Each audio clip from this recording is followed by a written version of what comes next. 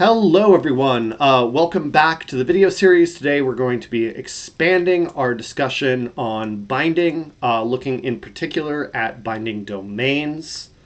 I want to apologize again for another little delay here. The weather's been a little wild here. We've been going from sort of temperate winter to super cold, back to temperate and back to super cold. Which, isn't that bad, except I get migraines that are sort of triggered by wild fluctuations in the weather. And kind of looks like the next few weeks are going to be more of the same. So I'll try to bear with it, or bear down through it. I don't know. Verb with bear. Make my, get through it and keep putting the content out. Yeah, but I hope you also bear with me. Let's use some more bear verbs there. Bear. Anyway, let's talk about binding. So we last time we explored really two of our core binding principles. We explored principle A, also known as condition A, and principle B, also known as condition B. So principle A states that a anaphor also covers things like reflexives, reciprocals. An anaphor must be bound in its domain. So we haven't really discussed what a domain is. That's going to be our primary discussion today. But so that is the sort of definition of principle A, that an anaphor must be bound. Remember that bound means that the anaphor must be both co-indexed, so matching with another element, referring back to the same entity in the universe, and C-commanded by that entity. We refer to that as the antecedents. Principle B is the principle that governs pronouns. And this one says that a pronoun must be free in its domain. So again, we're going to look at domains today. And what does it mean to be free? Well, being free means that you are not bound. And how can you be not bound? Well, you can be not bound in one of three ways. You can either be not C-commanded by an antecedent. You could be not co-indexed by essentially anything, or you could be both. You could have nothing, no antecedent C-commanding you, and nothing co-indexing you. So those are really our ways of looking at what it means to be free.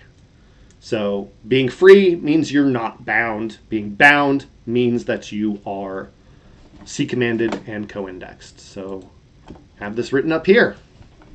Bound equals C-commanded and co-indexed. Free means you are not bound.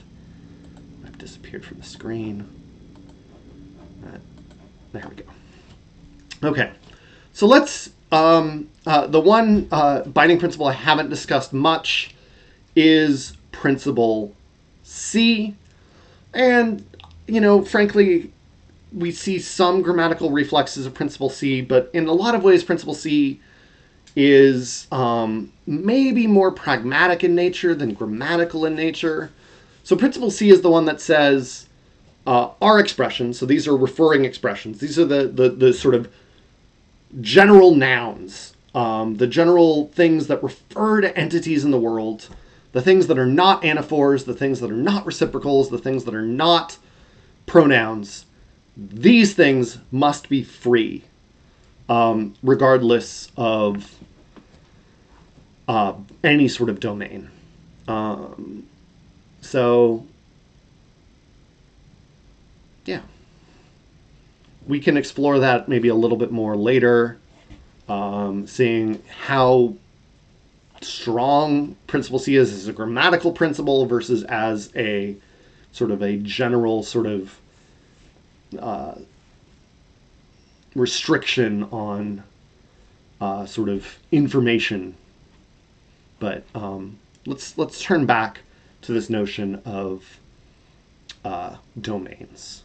So we have now, and I'm going to give us a new screen here. So we have our two principles.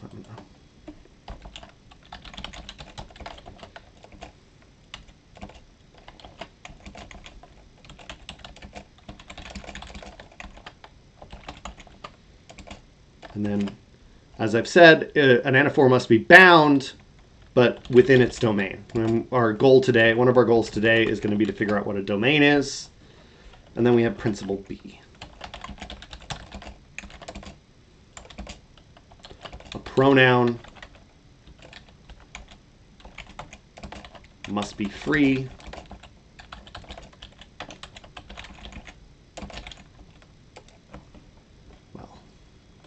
that's acceptable.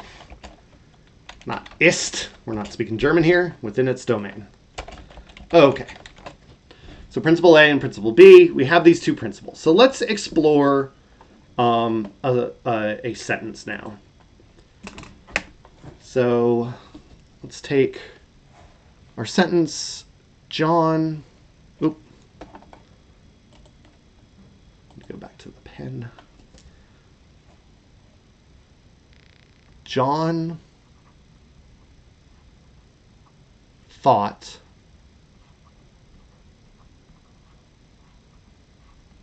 that Mary loved him/himself.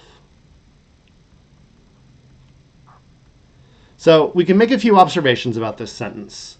So assuming, and we're going to just assume co-reference between him and himself here and John. These are the him and himself are supposed to be I's, and the Mary is supposed to be submarked with J. I'm not doing a great job there. So the first thing we'll note is that himself is ungrammatical in this context.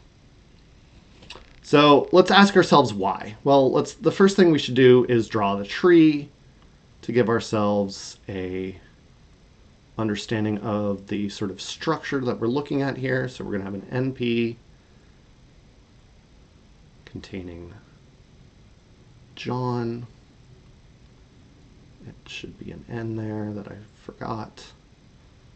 And remember, the co-indexation for a phrase is at, or the index is for a phrase is at the phrasal level. Then we're going to have a VP here.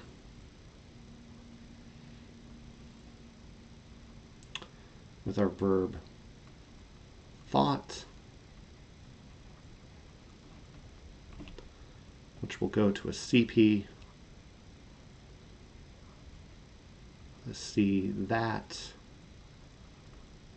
is a TP. I'm quickly realizing how little space I gave myself, but I gave myself enough, I think. We're going to have our NP Mary.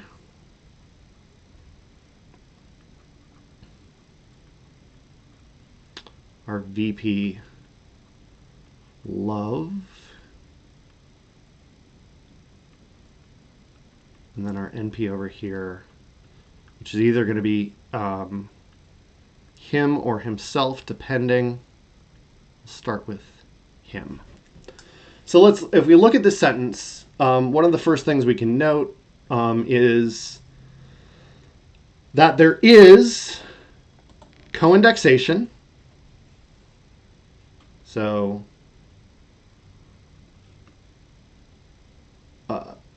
John and him are co-indexed. They share this I index. So that is one part of being bound. The next thing we need to ask is John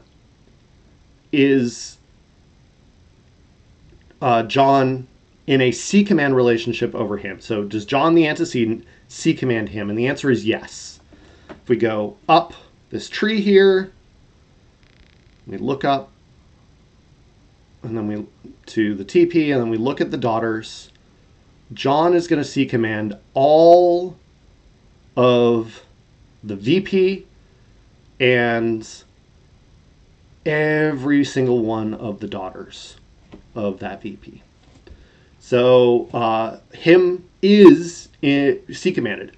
So him is bound by John in this sentence. So without this little parenthetical that I put up there on principle B, this looks like a principle B violation, but it is apparently not. And we can also make this further observation that if I try to make this himself, it becomes ungrammatical. So John thought that Mary loves himself, or loved himself. We get a ungrammatical sentence where we try to get co-reference between John and himself, even though the structure is identical, and it would appear that, again, that binding relation would hold. So John would bind that anaphor. So something deeper is going on here. There's a greater relationship going on here. And this is where the idea of domains come in. And the core idea of a domain is that binding is fundamentally a local relationship.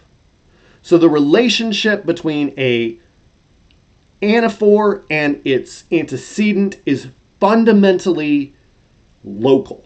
It needs to be within a certain range, or the binding just really doesn't matter. Maybe it's too far, it can't be seen, it doesn't matter.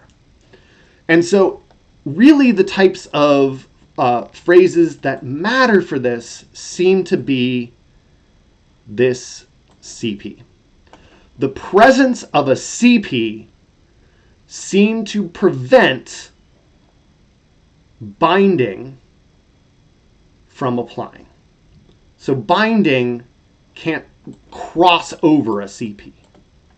So we refer to these CPs, this tree's getting real messy, but we refer to the CPs as the domain. So that Mary loved him is him's, funny way of saying that, but that's him's binding domain. So principle B applies within that domain. So we examine within that domain. Is the pronoun free within that domain? And the answer to this one is yes. Because while him is bound, ultimately, it is not bound within that domain. In contrast, if we try to make it himself, we again look within that domain. That Mary loves himself. Well, again, John binds himself, but not within the domain. So when himself goes and looks for its antecedent, it's not local enough. And so the binding relation doesn't hold. Principle A is violated, and there we go. So when we're doing binding domains, the big thing we want to look for is our CPs. Now, some of you may be looking at some problems in the Kearney text. Certainly in my class, you're going to be looking at the Kearney text, and you're going to explore the notion of whether or not certain other types of phrases may also constitute binding domains. In particular, whether or not noun phrases may or may not. We'll leave that for a future video because I don't want to give it away. We'll say that much. But with this, we now have the tools we need to do basic binding analysis. We have the sort of core of principles A and principles B, and the core of the notion of domain. Now, this notion of locality and of relationships needing to be within certain distances and obeying certain sort of notions of distance and local relations, that's going to start, this is going to be an idea that's going to keep reoccurring. We're going to see this reemerging as we continue to do various other forms of syntactic analysis. So this is going to be a reemergent idea. So it's one that we want to keep with us, this idea that maybe certain types of relationships care about their distance from other types of relationships. All right, so that's the video for today. Thank you all again. As always, I will leave off with a quote. I'm going back to Thich Nhat Hanh. And the quote for today is, "There is no way to happiness. Happiness is the way." And again, I hope everyone is healthy and safe and doing well, and I will see you again next time. Thank you very much.